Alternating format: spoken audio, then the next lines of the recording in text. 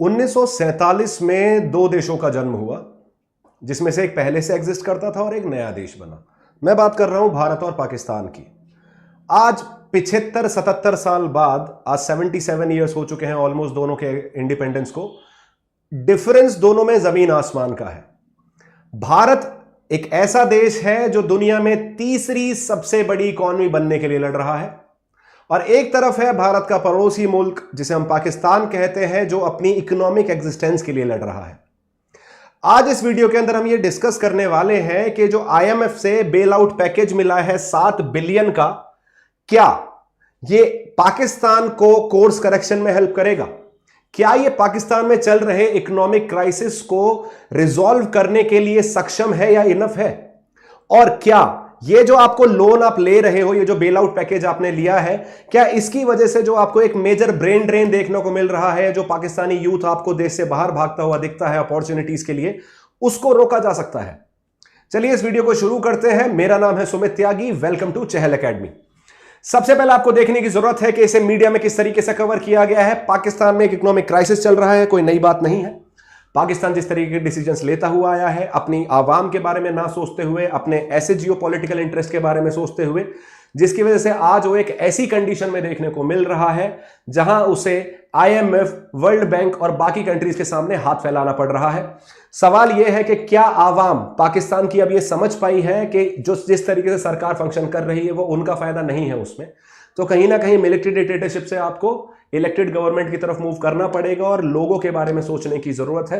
वो इस वीडियो के अंदर हम कवर करेंगे। मीडिया बोल रही है पाकिस्तानी इकोनॉमिक क्राइसिस, क्या आईएमएफ का पैकेज स्टेबलाइज कर पाएगा इकोनॉमी को? क्या वो यूथ के एक्सोडस को रोक पाएगा?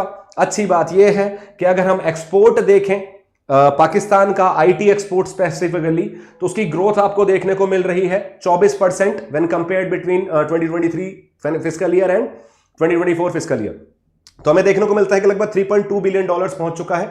तो पाकिस्तान के खेमे से ये पाकिस्तानी इकोनॉमी के लिए एक अच्छी खबर है कि आईटी एक्सपोर्ट्स थोड़े से बढ़ते हुए दिखते हैं। साथ ही साथ एक अच्छी खबर ये भी है कि इकोनॉमिक रिकवरी की तरफ मूव करता हुआ दिखता है पाकिस्तान। लेकिन अभी हम ये बोलते हैं ये एक अच्छी शुरुआत तो है, लेकिन एक बहुत मेजर चेंजेस की जरूरत है पाकिस्तानी ब्यूरोक्रेसी को, पाकिस्तानी गवर्नमेंट को, कि वो अपनी पॉपुलेशन का ख्याल रख सके, ऐसे मेजर्स ले जो उनकी पॉपुलेशन को फेवर करें, रेदर देन उन लॉबीज को जो वहां बैठकर लोगों के तक जो पैसा पहुंचना चाहिए, लोगों तक जो सुविधाएं पहुंचनी चाहिए, उनको रेस्ट्रिक्ट कर रही हैं, उनके लिए एक हिंड्रेंस बन रही हैं। आगे बढ़ते हैं। अगर न्यूज में देखा जाए तो कैसे पाकिस्तान इकोनॉमी के सामने आपको मल्टीपल क्राइसिस देखने को मिल जा रहे हैं, चाहे वो अनएम्प्लॉयमेंट का क्राइसिस हो, चाहे वो ब्रेन ड्रेन का क्राइसिस हो, चाहे वो एक्सपोर्ट क्राइसिस हो, चाहे वो फ्यूल क्राइसिस हो, एनर्जी क्राइसिस हो। तो पाकिस्तान आपको मल्टीपल क्राइसिस से जूझता हुआ दिखता है, जिसमें इकोनॉमिक क्राइसिस एक सेंट्रलिटी अपना चुके हैं, क्योंकि वो इकोनॉमिक क्राइसिस है जिसकी वजह से बाकी सारे क्राइसिस आपको राइज होते हुए दिख रहे हैं। तो पाकिस्तान की जो इकोनॉमी है वो मल्टीपल क्राइसिस फेस कर रही है। उसकी वजह से एक और बुरी खबर भी आती हुई दिखी है पाकिस्तान के पास, कि जो वर्ल्ड बैंक पाकिस्तान को $500 मिलियन का एक लोन प्रोवाइड कर रहा था क्लीन एनर्जी प्रोग्राम्स के लिए, उसे कैंसिल कर दिया गया है। क्यों कैंसिल कर दिया गया है? आईएमएफ ने कुछ कंडीशंस इंपोज की हैं। देखिए, आईएमएफ जब लोन प्रोवाइड करता है आपको, तो कुछ एडजस्टमेंट प्रोग्राम सजेस्ट करता है कि आपको इन कंडीशंस को फॉलो करना है। अगर आप इन कंडीशंस को फॉलो कर पाते हैं तो basically world bank and IMF दोनों उन कंडीशंस के बेसिस पे ही आपको लोन प्रोवाइड करेंगे। अगर आप उन कंडीशंस को मीट नहीं कर पा रहे हैं तो वो आपको लोन प्रोवाइड नहीं करेंगे। तो कुछ ऐसा ही हुआ है। यहां जो कंडीशंस रखी गई थी वो ये बोला गया था कि जो पावर परचेज एग्रीमेंट्स हैं जो पाकिस्तान और चाइना के बीच में हुए हैं, जिसमें पाकिस्तान चाइना को एक एडिड एडवांटेज प्रोवाइड करता है, उन्हें रिवाइज करने की बात की गई थी। स्पेशली जो agreement China Pakistan economic corridor से लिंक्ड है।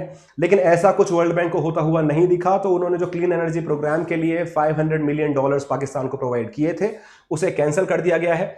अब ये जो ऑनगोइंग स्ट्रगल चल रही है पाकिस्तान के अंदर, उसके लिए ये एक और बुरी खबर है, एक और धक्का लगा है, थोड़ा सा और बैकफुट पे चला गया है पाकिस्तानी इकोनॉमी। बिकॉज अगर ये $500 मिलियन पाकिस्तान को मिल पाते तो सर्टेनली इससे वहां की आवाम को फायदा हो सकता था, और वो शायद जो एक्चुअल में गवर्नमेंट को काम करना चाहिए, जिस तरीके से किसी भी एक डेमोक्रेटिक और रिस्पॉन्सिबल गवर्नमेंट को फंक्शन करना चाहिए, वो शायद उस तरीके से फंक्शन कर पाती।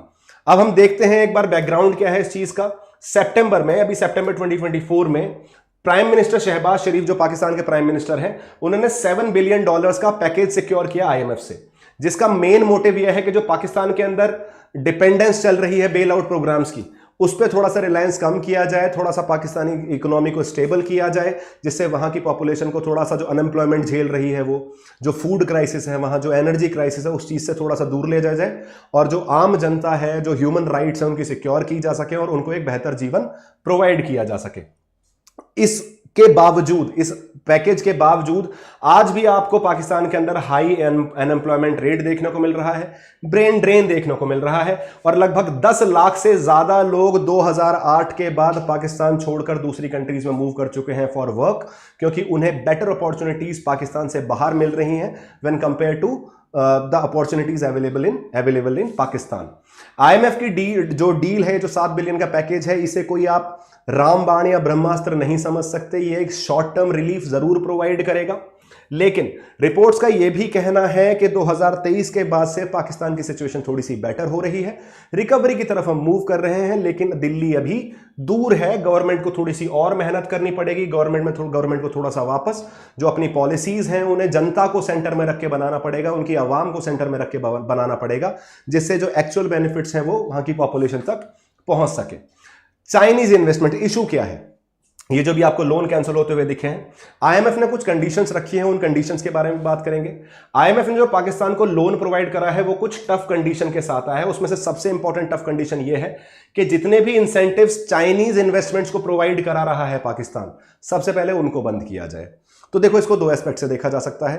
पहली चीज, लेवल प्लेइंग फील्ड बनाने की जरूरत है। दूसरी चीज, जो आपके यहां मेजोरिटी ऑफ द इन्वेस्टमेंट आ रहे हैं वो चाइना से आ रहे हैं, उसमें भी आप रिबेट प्रोवाइड कर दे रहे हो, तो जो रेवेन्यू जनरेशन हो रहा है गवर्नमेंट का वो ज्यादा नहीं हो रहा हो। मतलब वो इन्वेस्टमेंट देखने में ऐसा लगता है कि पाकिस्तान को बहुत सारा इन्वेस्टमेंट मिला है, लेकिन एक्चुअली जो बेनिफिट लोगों तक पहुंच रहा है वो उतना ज्यादा नहीं पहुंच रहा। दूसरा एस्पेक्ट इसका ये भी है कि IMF is a western institution, वो किसी भी तरीके से चाइनीज इन्वेस्टमेंट को ग्रोथ की हेल्प नहीं प्रोवाइड करेगा।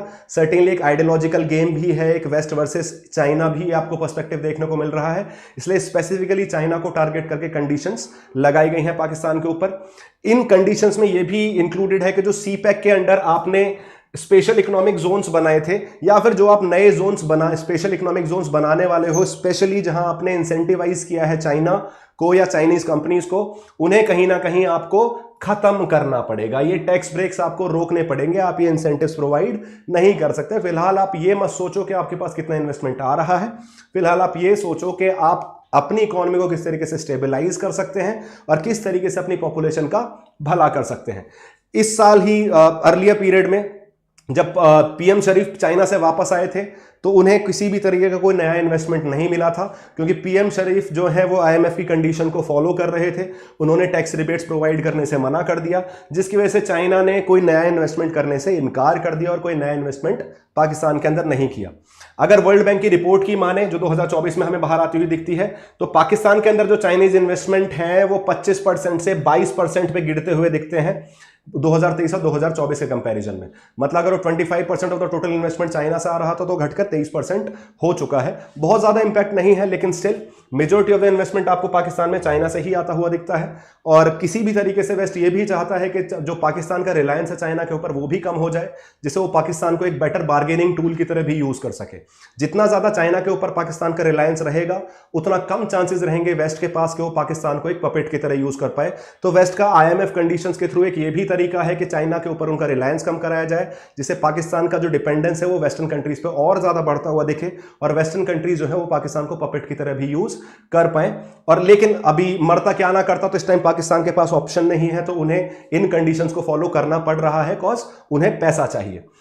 हमें यह देखने को मिला है, सबसे पहली चीज जो चाइनीज पर्सपेक्टिव में हम बात कर रहे थे। अब टैक्सेस के बर्डन के बारे में क्या बात है, जो टैक्स रिफॉर्म्स के बारे में IMF ने बात की है पाकिस्तान को लेकर, वो क्या क्या है। सबसे पहले कुछ टैक्स कंडीशंस की बात करते हैं। पाकिस्तान के लिए यह बोला गया है कि रिटेल सेक्टर में, एग्रीकल्चर सेक्टर में और एक्सपोर्ट सेक्टर में आपको नॉर्मल टैक्स रेजीम की तरफ मूव करना चाहिए। किसी भी तरीके से जहां आपने ज्यादा टैक्स लगा रखा है, यहां जहां आपने एग्जेम्पशंस प्रोवाइड कर रखे हैं, उन चीज को नलीफाई कर दो। कहीं आप ज्यादा टैक्स लगा रहे हो, कहीं आपने बिल्कुल ही इंसेंटिवाइज कर रखा है, तो इसे एक मिडिल ग्राउंड पे लेके आओ, जिससे एक सस्टेनेबल रेवेन्यू जनरेट कर सके पाकिस्तानी इकोनॉमी और अपनी इकोनॉमी को रन भी कर सके, इकोनॉमिक ग्रोथ की तरफ मूव कर सके। दूसरी चीज, रेवेन्यू टारगेट्स प्रोवाइड करे हैं आईएमएफ ने कि एटलीस्ट इतना टैक्सेशन करो कि जो टैक्सेशन वैल्यू है वो लगभग आपकी 3% ऑफ द जीडीपी होती हुई दिखे। आपका रेवेन्यू जनरेशन जो है, जो आप टैक्सेशन से पैसा कलेक्ट कर रहे हो, उसकी value at least 3% of your Pakistani GDP तो होनी ही चाहिए। टैक्स बेस को बढ़ाने की जरूरत है। आप अपने रेवेन्यू टारगेट्स तभी बढ़ा सकते हैं जब अपना टैक्स बेस बढ़ाओगे। टैक्स बेस मतलब जिन लोगों से आप टैक्स कलेक्ट करते हो, जिन सेक्टर से आप टैक्स कलेक्ट करते हो, जब तक आप उसका दायरा नहीं बढ़ाओगे तब तक आपका टैक्स रेवेन्यू भी बढ़ता हुआ नहीं दिखेगा। तो सबसे पहले आपको अपना टैक्स बेस बढ़ाने की जरूरत है। रिटेल और रियल एस्टेट सेक्टर से भी आपको टैक्स कलेक्शन की जरूरत है, तभी आप वो 3% वाला टारगेट अचीव कर सकते हो। पॉलिटिकल चैलेंजेस ये हैं कि देखो, जब आप रिटेल सेक्टर पे टैक्स बेस लगाने की कोशिश करोगे तो कहीं ना कहीं जो लॉबी है, जो सरकार को सपोर्ट करती है, जो सरकार को फंड करती है, जो पॉलिटिकल पार्टीज को फंड करती है, वो अपोजिशन करती हुई दिखेगी। इस वजह से ये करना इतना ज्यादा आसान नहीं होने वाला है। तो जब आप टैक्स बेस बढ़ाने के लिए जाओगे तो मल्टीपल सेक्टर्स जो हैं वो उसमें अपोजिशन लाने की कोशिश करेंगे, अपोजिशन दिखाएंगे, हिंड्रेंस क्रिएट करेंगे। लेकिन इस टाइम पाकिस्तान को जरूरत है कि वो स्ट्रॉन्ग स्टेप्स ले। अदरवाइज जो उसकी आम जनता है, जो नॉर्मल ह्यूमन बींग्स हैं, जिनका डायरेक्टली किसी भी जियोपॉलिटिकल कॉन्फ्लिक्ट या किसी और चीज से लेना देना नहीं है, उनकी सफरिंग्स को कम किया जा सके। देखो, इंसानी जान सबसे इंपॉर्टेंट है, ह्यूमन राइट सबसे इंपॉर्टेंट है। Although we are in India, India और पाकिस्तान के रिलेशंस बहुत अच्छे नहीं हैं, लेकिन जब कोई वहां एक आम इंसान सफर कर रहा है तो दैट इज इक्विवेलेंट टू कोई इंडिया में अगर कोई नॉर्मल ह्यूमन बीइंग सफर करता है। तो इंसान की जान को इंटरनेशनल मैटर्स के पर्सपेक्टिव से नहीं तोड़ने की जरूरत है। इसलिए पाकिस्तान को भी जरूरत है कि वो ऐसे स्ट्रॉन्ग स्टेप्स ले जिससे आम जनता का भला किया जा सके। बर्डन ऑफ टैक्सेस में एक और पर्सपेक्टिव ये भी है जो आईएमएफ ने कंडीशन लगाई है कि इक्विटेबल टैक्स डिस्ट्रीब्यूशन किया जाए। जब तक आप फेयर और ब्रॉड डिस्ट्रीब्यूशन नहीं करोगे टैक्सेस का डिफरेंट सेक्टर्स में, तब तक आपके पास टैक्स कलेक्शन आपको बढ़ता हुआ नहीं दिखेगा। तो पाकिस्तान के फिस्कल इश्यूज कंटिन्यू आपको होते हुए दिखेंगे जब तक आप डिफरेंट सेक्टर्स में ब्रॉडन नहीं करोगे अपना tax perspective, tax imposition, tax collection. तो कहीं ना कहीं आपको जरूरत है कि फिलहाल के लिए अपने शॉर्ट टर्म बेनिफिट्स मत सोचो, आप ये सोचो किस तरीके से पाकिस्तानी इकोनॉमी को वापस स्टेबलाइज किया जाए, किस तरीके से वापस उसे ग्लोबल इकोनॉमी के साथ जोड़ा जाए, किस तरीके से आप अपने एक्सपोर्ट्स इंप्रूव कर सकते हो, किस तरीके से आप अपनी मैन्युफैक्चरिंग इंप्रूव कर सकते हो, स्पेशली टेक्सटाइल सेक्टर में, जिसके बारे में हम आगे भी डिस्कस करेंगे। आईएमएफ कंडीशंस को जो है कमिटमेंट को पूरा करना पाकिस्तान के लिए इसलिए जरूरत है, अभी जरूरी भी है, नेसेसिटी है। आईएमएफ ने जो कंडीशंस लगाई हैं आपके ऊपर, उन्हें ध्यान रखिए, उन्हें ठीक से फॉलो करो। द रीजन बीइंग, क्योंकि अब अगर आपने ये कमिटमेंट पूरे कर दिया आईएमएफ कंडीशंस के, तो आपको इन्वेस्टमेंट भी बढ़ते हुए दिखेंगे, साथ के साथ जो आपकी जनता है और आपका जो यूथ है उस पर भी, उसको भी थोड़ा सी आसानी होगी, उस पर भी थोड़ी सी आप विनम्रता दिखा पाएंगे, उस पर भी थोड़ा सा आप एहसान कर पाएंगे, उनकी लाइफ थोड़ी नॉर्मल कर पाएंगे। लॉन्ग टर्म गोल ये होना चाहिए कि आईएमएफ प्रोग्राम का भी यही लॉन्ग टर्म गोल है कि पाकिस्तान की फिस्कल हेल्थ को स्टेबलाइज किया जाए, उसको थोड़ा सा नॉर्मलाइज किया जाए और ऐसी कंडीशंस क्रिएट की जाए जिससे पाकिस्तान में इकोनॉमिक ग्रोथ हो और नया इन्वेस्टमेंट भी आता हुआ दिखे। लेकिन जैसा मैंने आपसे कहा, भारत और पाकिस्तान में ज्यादा डिफरेंस नहीं है इस चीज को लेके। यहां यह है कि पॉलिटिकल चैलेंजेस, वहां भी जब आप रिफॉर्म्स लेके आते हो तो आपको पॉलिटिकल चैलेंजेस देखने को मिलते हैं, तो वो सेम चीज आपको पाकिस्तान में भी देखने को डेफिनेटली मिलने वाली है। अगर हम अनएम्प्लॉयमेंट रेट का चार्ट देखें तो आप देखेंगे कि 2013 में ये अनएम्प्लॉयमेंट रेट वाज अराउंड 1.6%, लेकिन अगर आप 2023 का डेटा देखते हैं तो ये आपको 8% क्रॉस करता हुआ दिख जाता है। सोचिए, 10 साल पहले ये डेटा आपको 2% से कम दिखा रहा था अनएम्प्लॉयमेंट रेट, और पिछले 10 सालों में ये बढ़कर 8% क्रॉस कर चुका है। तो आप समझ पा रहे हैं एक्यूटनेस प्रॉब्लम की, कितनी ज्यादा प्रॉब्लमेटिक सिचुएशन है इस टाइम पाकिस्तान के अंदर। और कहीं ना कहीं मुझे लोग बुरा मानेंगे इस बात का, लेकिन फिर भी एक मुझे कहावत याद आती है कि पाकिस्तान के से एक स्टेटमेंट आया था कि चाहे हमें घास खानी पड़ जाए लेकिन हम एक न्यूक्लियर वेपन स्टेट तो बन के ही रहेंगे। तो ऐसी सिचुएशन ना क्रिएट करें कि सच में आपको घास खानी पड़े और न्यूक्लियर वेपन आपका रखा रह जाए। आपको जरूरत है कि आप अपने आवाम के भले के बारे में पहले सोचें। सिक्योरिटी सिचुएशंस भी जरूरी है, लेकिन सिक्योरिटी सिचुएशन किसी भी तरीके से आम जनता की राइट्स को वायलेट ना करें, तभी वो सिक्योरिटी है। आप जनता को वैसे तो बचा लोगे सिक्योरिटी पर्सपेक्टिव से, लेकिन वो तो भूख से मर जाएंगे, तो फिर वो किस उस न्यूक्लियर वेपन का भी क्या फायदा। इसलिए आप इकोनॉमिक स्टेबिलिटी की तरफ आपको फोकस करने की जरूरत है। एक स्पेशल इन्वेस्टमेंट फंड काउंसिल भी बनाई गई है जो एक बहुत इंपॉर्टेंट रोल प्ले करने वाली है इस पॉलिटिकल रिफॉर्म्स में, इस इकोनॉमिक रिफॉर्म्स में जो पाकिस्तान के अंदर होने जरूरी है।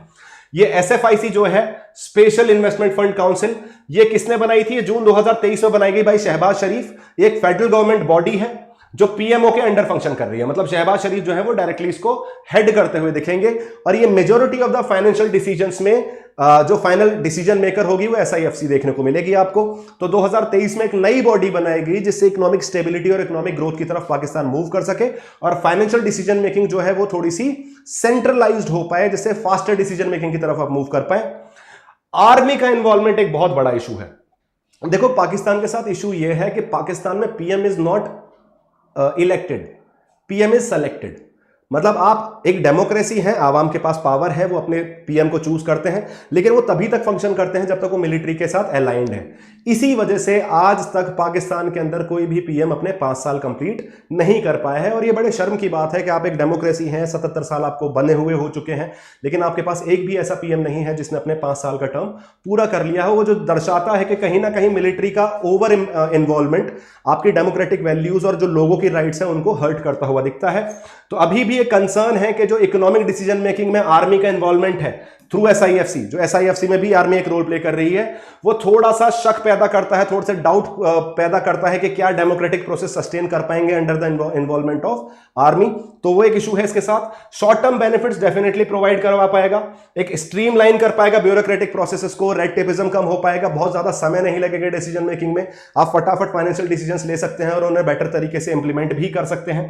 डिसीजन मेकिंग की एफिशिएंसी आपको इंप्रूव होती हुई दिखेगी। लेकिन लॉन्ग टर्म कंसर्न्स इसके साथ अभी भी एग्जिस्ट करते हैं। लॉन्ग टर्म कंसर्न्स ये है कि आपने पूरी तरीके से ना एक पैरेलल स्ट्रक्चर बना दिया है।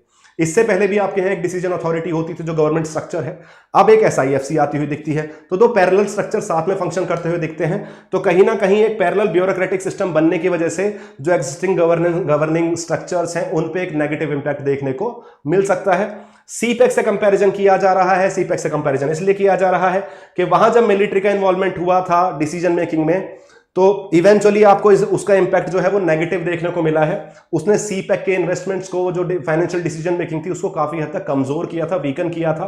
तो एसएफआईसी में भी ऐसे ही डर आपको सामने आते हुए दिखते हैं कि ऐसे एसआईएफसी भी उसी मतलब बेसिकली लास्ट उसकी तरफ मूव कर रहा है कि उसका अंत भी शायद ऐसे ही हो ना हो, अगर मिलिट्री इन्वॉल्वमेंट आपको कंटिन्यूसली देखने को मिल रहा है। इंटरनेट कब्स और एडिंग टू द वोज, जो दिक्कतें हैं वो इंटरनेट बैन्स की वजह से भी देखने को मिल रही है। मैंने अभी बोला आपसे आईटी एक्सपोर्ट, तो आईटी एक मेजर इंडस्ट्री है जिसके एक्सपोर्ट के लिए आपको इंटरनेट तो जरूरी है, लेकिन अगर आप इंटरनेट बैन लगा के रखोगे कॉज ऑफ मल्टीपल रीजंस, और भी रीजंस आपको प्रोटेस्ट वगैरह पाकिस्तान में देखने को मिल जाती हैं, not just the economic perspective, शिया सुन्नी वाला जो पर्सपेक्टिव है भी आपको देखने को मिला, उसकी वजह से इंटरनेट बैन देखने को मिले।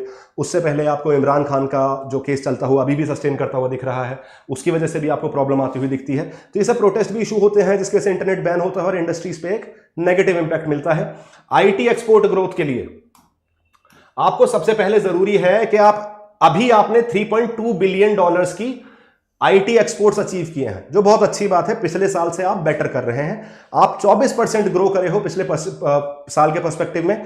आपने टारगेट रखा है कि 3 साल के अंदर आप अपने आईटी एक्सपोर्ट्स $25 बिलियन कर दोगे, लेकिन करोगे कैसे? आपने जो टारगेट रख रखा है वो 8 टाइम्स रख रखा है कि हम 8 टाइम्स 3 साल के अंदर अपने आईटी एक्सपोर्ट्स को बढ़ा दोगे। दूसरी तरफ आप इंटरनेट बैन कर रहे हो, इस तरीके से तो आईटी एक्सपोर्ट्स आपके बढ़ने से रहे। तो आपको यह भी सोचने की जरूरत है कि आप रियलिस्टिक टारगेट्स रखें और उन टारगेट्स को अचीव करने के लिए कंडीशंस भी प्रिवेल करवाएं पाकिस्तान के अंदर, जिससे वो चीज आप अचीव भी आसानी से कर सकें। इंटरनेट कब्स की वजह से आपको एक नेगेटिव इंपैक्ट देखने को मिलता है। जितने भी इंटरनेट शटडाउन्स हैं या स्लो डाउन्स हैं, या जो आप वीपीएन के ऊपर रेस्ट्रिक्शन लगाते हो, उसकी वजह से आईटी सेक्टर की ग्रोथ पे एक नेगेटिव इंपैक्ट पड़ा है। और आईटी सेक्टर जो इन्वेस्टमेंट है वहां, वो सोचते हैं कि शायद पाकिस्तान से बेटर है कि हम कहीं और जाके अपनी इंडस्ट्री को रन करें, जो पाकिस्तान इकोनॉमी के लिए अच्छा नहीं है। आईटी सेक्टर की आपको प्रोटेस्ट भी देखने को मिल रही हैं। जितनी भी आईटी कंपनीज और एसोसिएशन है वो वीपीएन ब्लॉक्स को लेकर काफी प्रोटेस्ट कर रही हैं, क्योंकि उनके ऑपरेशंस में काफी ज्यादा प्रॉब्लम क्रिएट होती है इसकी वजह से। दूसरी चीज, पॉलिसी फॉर्मुलेशन इश्यूज। कहीं ना कहीं क्रिटिक्स का यह भी आर्ग्यू करना है कि इंटरनेट कर्व्स जो हैं वो सिक्योरिटी कंसर्न्स के नाम पे आप इंटरनेट कर्व्स लगा देते हो, लेकिन आप कंडीशन नहीं बताते कि what is the actual reason of this internet ban. आपने ये तो बोलते सिक्योरिटी रीजंस, लेकिन वो क्या सिक्योरिटी रीजन है जिसकी वजह से आईटी ग्रोथ काफी हद तक आपको डिग्रेड होती हुई दिखती है, डिक्लाइन होती हुई दिखती है। और कहीं ना कहीं जो पुअर और इनइफेक्टिव पॉलिसी फॉर्मुलेशन चल रहा है, ये आईटी सेक्टर के ग्रोथ में पाकिस्तान के अंदर हिंड्रेंस क्रिएट कर रहा है। तो along with following the IMF commitment, Pakistan को यह भी करने की जरूरत है कि वो अपनी कुछ ऐसी पॉलिसी फॉर्मुलेट करे जिससे वहां की इंडस्ट्री सस्टेन कर पाए और बेटर फंक्शन कर पाए। इंटरनेट कब्स की वजह से आपको यूथ भी बाहर जाता हुआ दिखेगा। देखो आज की डेट में इंटरनेट, जब हम बोलते हैं कि रोटी कपड़ा मकान, आज की डेट में वो हो चुका है रोटी कपड़ा मकान और इंटरनेट। और जब यूथ के पास इंटरनेट नहीं रहेगा तो बहुत सारी अपॉर्चुनिटीज वो वैसे ही लूज कर जा रहा है। और यूथ पागल तो है नहीं, जब उसे पाकिस्तान में अपॉर्चुनिटी नहीं मिलेगी तो वो कहीं और जाएगा, जिसकी वजह से आपको इस पॉलिटिकल इंस्टेबिलिटी और इंटरनेट कब्स की वजह से जो यूथ है वहां का, जो जवान लोग हैं वहां के, वो बेटर अपॉर्चुनिटीज के लिए देश से बाहर जाते हुए दिखते हैं, जिसकी वजह से जो अच्छा दिमाग है पाकिस्तान का वो पाकिस्तान में ना रुककर किसी और कंट्री की इकोनॉमी में आपको सर्व करता हुआ दिख जाता है। जैसे हम भारत के लिए भी बात करते हैं कि इंडिया में भी ब्रेन ड्रेन की बहुत ज्यादा प्रॉब्लम है, लेकिन हमारे यहां कंडीशंस जो है वो पाकिस्तान से वे बेटर है फिलहाल के लिए, तो शायद हम उसे सस्टेन कर सकते हैं। लेकिन पाकिस्तान को समझने की जरूरत है कि जो उनके ब्राइट माइंड्स हैं, जो उनके बेटर माइंड्स हैं, वो लैक ऑफ अपॉर्चुनिटीज की वजह से किसी और देश में मूव ना करें और वो पाकिस्तान में रह के अपने ही देश को सर्व करें। लेकिन वो तब करेंगे जब आप ऐसी कंडीशंस क्रिएट करोगे, उन्हें इतनी अपॉर्चुनिटीज प्रोवाइड कराओगे कि वो पाकिस्तान में रुकने का सोचें। पॉलिटिकल एंड इकोनॉमिक चैलेंजेस हमेशा में देखने को मिलता है कि जो ये हाईलाइट किया गया है, पॉलिटिक्स जो है वो मेन ऑब्स्टेकल रहा है इकोनॉमिक प्रोग्रेस का, जिसकी वजह से यूथ काफी हद तक अनसर्टेन रहा है कि यार इतनी ज्यादा पॉलिटिकल इंस्टेबिलिटी है। जैसे मैंने आपसे बताया कि एक भी पीएम अपने टर्म पूरे नहीं कर पा रहा, मिलिट्री पर्सपेक्टिव, मिलिट्री डिक्टेटरशिप आ जा रही है आपको, बीच में मिलिट्री जनरल्स जो है वो प्रेसिडेंट बनते हुए दिख जा रहे हैं। तो बेसिकली आप ये समझ सकते हो ना कि मिलिट्री का टेक ओवर करना पाकिस्तान, इसका मतलब लोगों के हाथ में पावर नहीं है, डेमोक्रेसी के हाथ में पावर नहीं है, मिलिट्री के हाथ में पावर है। तो ये पॉलिटिक्स जो है वो इकोनॉमी के लिए एक सबसे बड़ा चैलेंज रहा है पाकिस्तान में, और कहीं ना कहीं इसका जो सॉल्यूशन है ना वो कोई कंट्री नहीं कर सकती, कोई दूसरा देश नहीं कर सकता, पाकिस्तानी गवर्नमेंट खुद नहीं कर सकती। इसका सॉल्यूशन पाकिस्तानी पॉपुलेशन के पास ही है। जिस दिन उन्हें रियलाइज हो गया कि पाकिस्तानी मिलिट्री उनके फेवर में काम ना करके अपने फेवर में काम कर रही है, तो उन्हें समझ में आएगा कि कहीं ना कहीं हमें अपने एक ऐसी सरकार चाहिए जो हमारे द्वारा चुनी गई हो, जो हमारे बारे में सोचे रेदर देन मिलिट्री पर्सपेक्टिव में। देखिए, मेजोरिटी ऑफ द जो पाकिस्तानी लीडरशिप है वहां की, उनके सारे बच्चे पाकिस्तान से बाहर जाके पढ़ते हैं, वो सेटल भी कहां हो जाते हैं, पाकिस्तान से बाहर जाके हो जाते हैं। लेकिन जो आवाम है वहां का, जो आम जनता है, उसकी कंडीशन तो आज भी बिल्कुल खराब है। आज भी आप जाके देखो, पाकिस्तान के पास कोई मेजर मैन्युफैक्चरिंग, ऐसा कोई नाम है पाकिस्तानी कंपनी का जो इंटरनेशनली आपको सर्वाइव करता हुआ दिखता हो? तो आपने सिक्योरिटी के नाम पे बहुत सारी चीजें करी, लेकिन फिर भी आपको पाकिस्तान की सिक्योरिटी सिचुएशन कितनी ज्यादा खराब दिखती है आज की डेट में। तो जो आपको काम दिया गया था आपने वो भी ठीक से नहीं किया, ऊपर से आप एक ऑब्स्टेकल भी बन रहे हो इकोनॉमिक ग्रोथ के लिए, आम जनता को राइट्स अचीव नहीं करने दे रहे हो। तो इस चीज में सोचने की जरूरत है पाकिस्तान को। इकोनॉमिक स्टेबिलिटी ही अकेला सॉल्यूशन है, यह समझने की जरूरत है कि जब स्टेबल इकोनॉमी, अगर इकोनॉमी स्टेबल हो सकती है तभी पॉलिटिकल टेंशंस ईज हो पाएंगे, आराम, मतलब बेसिकली थोड़े से लूजन अप हो पाएंगे, थोड़ा सा सिचुएशन नॉर्मल हो पाएगी। पर समझने की जरूरत है ये विशियस साइकिल है। एक तरफ है पॉलिटिकल अनस्टेबिलिटी, दूसरी तरफ है इकोनॉमिक क्राइसिस। ये एक दूसरे के साथ है। इकोनॉमिक क्राइसिस होगा तो फिर पॉलिटिकल अनस्टेबिलिटी होगी, और पॉलिटिकल अनस्टेबिलिटी होगी तो इकोनॉमिक क्राइसिस होगा।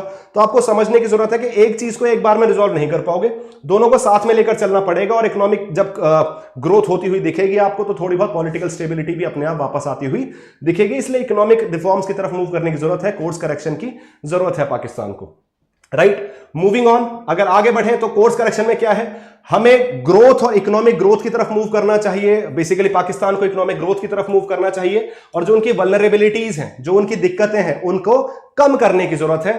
फॉर एग्जांपल, पाकिस्तान को जरूरत है कि वो इकोनॉमिक ग्रोथ को ड्राइव करे और ऐसी चीजों को कम करे जो वेरियस सेक्टर्स को ग्रो करने में रोक रही हैं। एक्सपोर्ट ओरिएंटेड इंडस्ट्रीज को सपोर्ट करने की जरूरत है पाकिस्तान को, जिससे उनके पास वो रेवेन्यू जनरेट कर पाए और अपना एक फुटप्रिंट भी रख पाए, इकोनॉमिक फुटप्रिंट भी बना पाए ग्लोबली, जिससे उनको हेल्प मिल सके बेटर इन्वेस्टमेंट मिलने में, बेटर जॉब क्रिएशन में, और जिससे अनएम्प्लॉयमेंट भी कम होता हुआ दिखेगा, और जो यूथ का एक्सोडस है, जो यूथ बाहर भाग रहा है, वो भी कम जाता हुआ दिखेगा। जैसे सबसे इंपॉर्टेंट टेक्सटाइल लगभग 60% पाकिस्तानी एक्सपोर्ट को काउंटर वो करती है, इंक्लूड करती है। तो अगर 60% एक ही सेक्टर से आ रहा है तो डेफिनेटली आप उसको तो सपोर्ट करोगे ही करोगे ना। तो कहीं ना कहीं आपको एक्सपोर्ट टेक्सटाइल जैसी इंडस्ट्री को सपोर्ट करने की जरूरत है, रिविटलाइज करने की जरूरत है, जिससे वो कॉम्पिटिटिव बनी रह सके और अपने एक्सपोर्ट ग्रोथ को सस्टेन कर पाए। बांग्लादेश में मेजोरिटी ऑफ द जो टेक्सटाइल कंपनीज है वो बंद हो चुकी हैं, तो पाकिस्तान को इसे अपॉर्चुनिटी की तरह यूटिलाइज करना चाहिए कि जो वॉइड क्रिएट हुआ है बांग्लादेश में टेक्सटाइल कंपनीज के बंद होने की वजह से, क्या पाकिस्तान उसे यूटिलाइज कर सकता है, क्या उस गैप को भरने में उसका एक सक्षम है वो या नहीं है।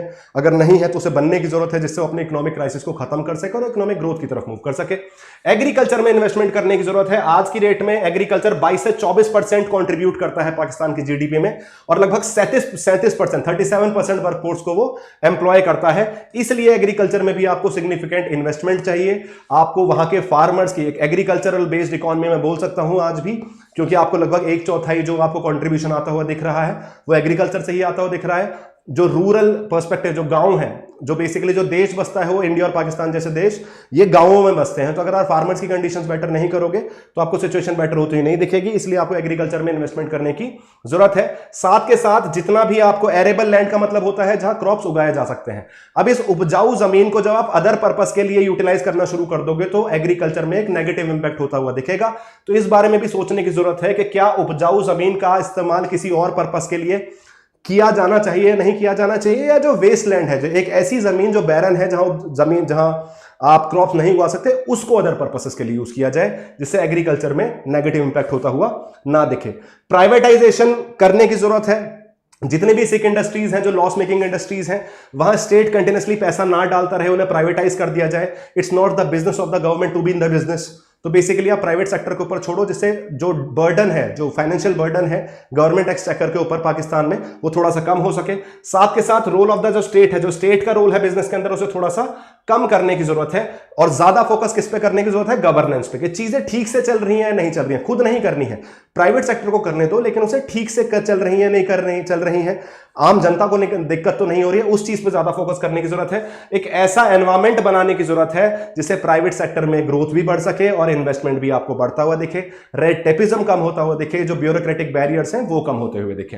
तो आपको समझ में आया होगा कि पाकिस्तान की राह आसान नहीं है लेकिन पॉसिबल है, और ये पॉसिबिलिटी आपको इसलिए भी फुलफिल करनी पड़ेगी क्योंकि आपकी वांट नहीं है, ये आपकी नीड है। ये आप चाह नहीं रहे हो, ये आपकी जरूरत है। तो आपको डेफिनेटली इस डायरेक्शन में मूव करने की जरूरत है। This is a mains question related to this. आप डेफिनेटली 250 वर्ड्स में यूटिलाइज करने की कोशिश कीजिएगा, इंटरनेशनल रिलेशंस पर्सपेक्टिव से, इकोनॉमिक पर्सपेक्टिव से। यूपीएससी में पाकिस्तान की इकोनॉमिक कंडीशन भी काफी ज्यादा इंपॉर्टेंट हो जाती है, being the member of south Asian perspective, और साउथ एशिया की स्टेबिलिटी के लिए पाकिस्तान की स्टेबिलिटी भी काफी ज्यादा जरूरी है। Pakistan is facing multiple challenges, including political instability, economic crisis, and internet curbs, which are contributing to a growing youth exodus. In this context, discuss the role of economic stability in addressing these challenges. How can Pakistan achieve long-term economic stability amidst political polarization and pressure of external influences like IMF? Definitely attempt करिएगा। अगर आपने ये video ध्यान से देखा है तो definitely आप इस आंसर को अटेम्प्ट कर पाएंगे। This was all from my end. Thank you so much guys. Subscribe to our YouTube channel and have a good day.